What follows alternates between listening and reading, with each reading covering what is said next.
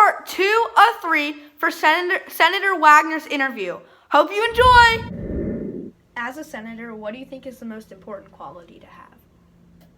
Integrity. Integrity. Honesty. I tell the folks in my district, we're not going to agree on all the issues. Heck, I don't agree with all the issues with my wife, okay? But one thing if I tell you that's what I'm going to do, you can take it to the bank, okay? You may not agree with me, and I'm certainly open to listening to you and perhaps giving you the opportunity to see if you can change my mind. And sometimes it works. But I think overall, I think honesty and integrity. I think that's what I think the citizens expect and should insist upon that one sole character factor in their elected representatives. Beyond that, everything else should fall into place. So when I run a campaign and I tell people this is what I'm going to do, and they elect me, then I go up and do what it is I said I was going to do. And I don't think you can ask any more or any less from any elected official. What is it like being the chairperson of the Commerce and Labor Committee? That is a busy responsibility. The committee covers such a broad range of topics, all labor issues, whether it's minimum wage, those kinds of things, wage standards, wage law, so you have all this labor. We have oversight over the State Corporation Commission. Okay, the State Corporation Commission has oversight over all the utilities, all the banks, all the insurance companies.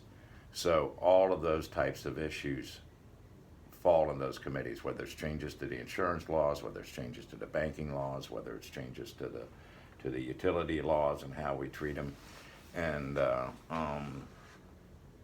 but it's right up my alley.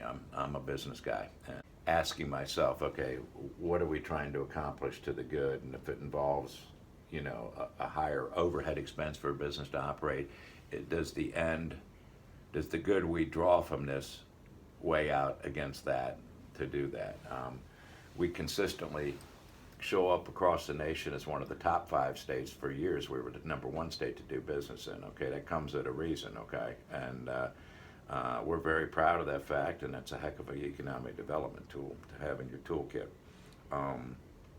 So there are some bills that are considered in that committee that would be very detrimental to that, and so we watch those kinds of things. But it's a very busy committee, as you might imagine.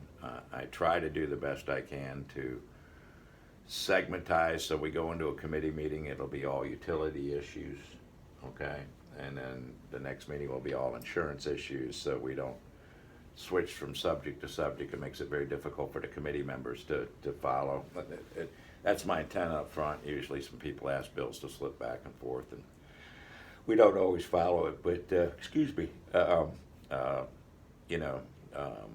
we get the work done and that type of thing. But there are always 3 or 4 very heady issues in the committee. We're dealing with several healthcare matters, and of course the coal ash legislation. Those were major bills that came through the committee that take up a lot of time. You create the calendar for the committee that each committee meeting. Well, we have what we call a docket meeting. Okay? Docket meeting. A docket meeting. So what happens is, and that's probably the power of one of the significant powers being committee chairman. You choose what to put on a docket, what not to put on a docket. We will hear every bill, unlike Congress. We will hear every bill that's put in, but in the docket is where we decide what bills we're going to hear on a given day.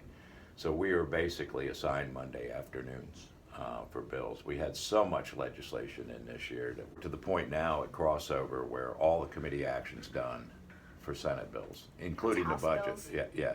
And we will deal on the floor of the Senate today and tomorrow, just the Senate bills, and get them passed or failed. And then starting Wednesday, we will vote on the budget Thursday. That's the last Senate bill. But starting Wednesday, we will only deal with House bills other than the budget. And then when we deal with House bills, there's a typical If we amend them, they got to go back to the House. If the House likes the amendment, they'll take it. If they don't, they'll take it off, and then there'll be committees of conference, which will meet pretty much all the last week to work out those differences. Certainly one of them, one of the committee conferences, the budget. Well, that leads on to my next question. Sure. How does the state government budget, and what important decisions have you made in the past to influence it? I'm on the finance committee. Finance The committee. finance committee works on the budget.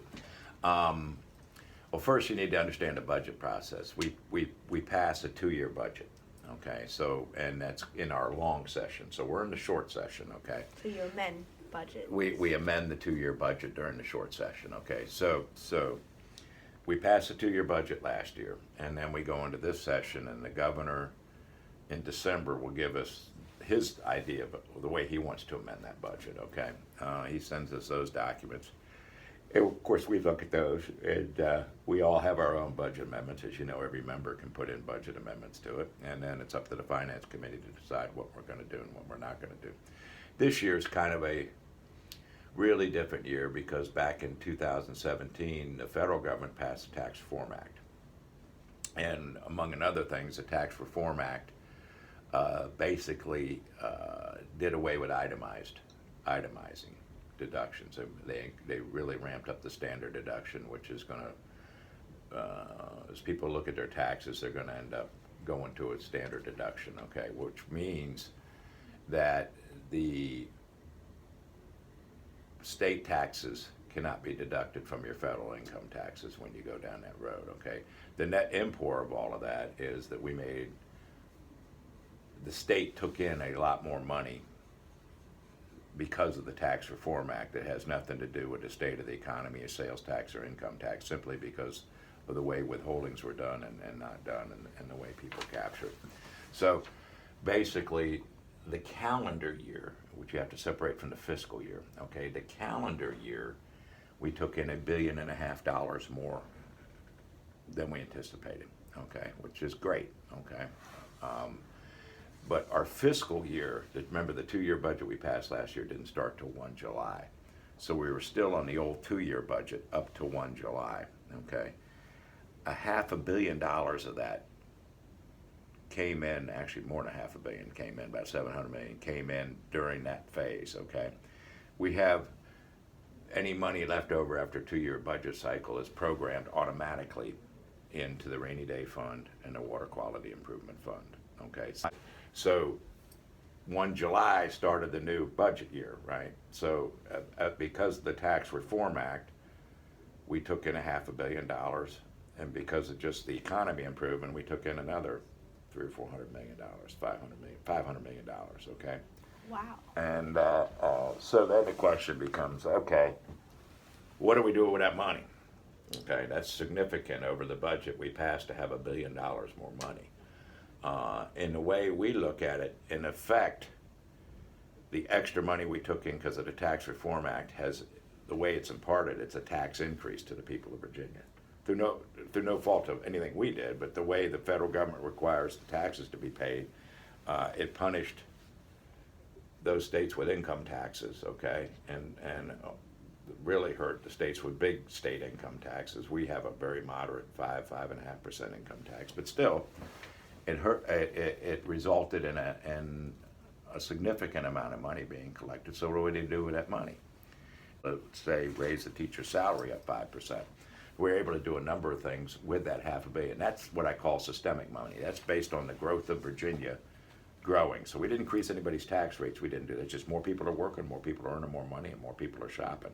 For all those reasons, we have more money. And then we can plug in based on the priorities, and it's always a battle on the priorities. Do you have dual citizenship since you were born in the United Kingdom? No, I don't. And my dad was in the United States Navy. He was stationed in London, England at the time. We lived in a town, or my parents did. I wasn't born, well, I was actually born there, just outside of London at the end of a subway line. It happened to be there was an American Air Force base located outside of the town. And so I was actually delivered on an American Air Force American base. Air, so it's technically American. Well, no, it's not really. It's a British thing. But so my birth certificate's not like your birth certificate, which might be the state of Virginia. My birth certificate's from the State Department, and it's a special birth certificate. It says birth certificate reporting an American citizen born abroad. Okay, and recognizing that that's where I was born. There are those that come to me and say I could ask for that, but I have no desire. I'm an American, always have been, will continue to be,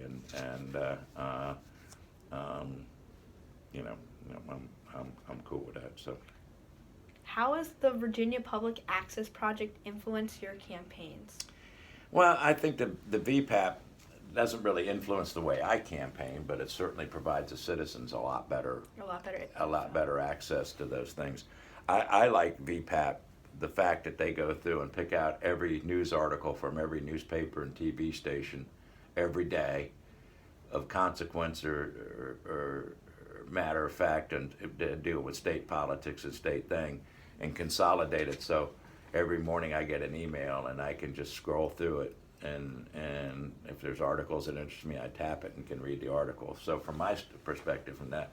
But in terms of perspective, allowing citizens to see who's giving money, who's getting it, how much money you have, cash on hand. Yeah. I mean, it brings sunshine so that people can get determinations from where the money came from. Hope you enjoyed part 2 of Senator Wagner's interview.